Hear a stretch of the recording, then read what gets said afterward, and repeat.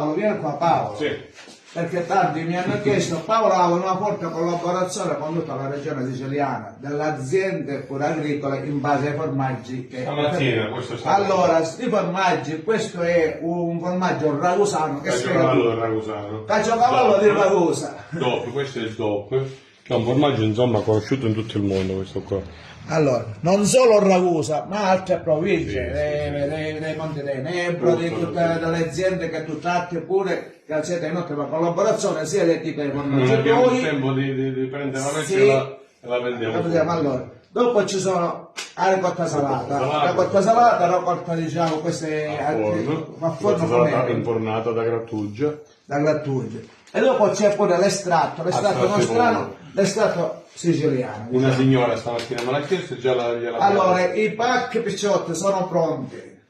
Paolo, però dovete stare attenti, se non vi risponderà subito, tentate a provare abbiamo bisogno di tempo per rispondere a tutti e per avere degli ordini. perché effettivamente ci sono state tante chiamate, tanto è vero che il formaggio pecorino, questo dei 24 mesi, un momento, al momento se l'hanno preso tutte, perché io non... Formaggio la discesa di chi lo come conosceva come effettivamente i 24 mesi che c'è meno lattosio, Sì. quindi là è un formaggio che tutti possono, diciamo, è un tipo Per persone digeribile, intolleranti. possono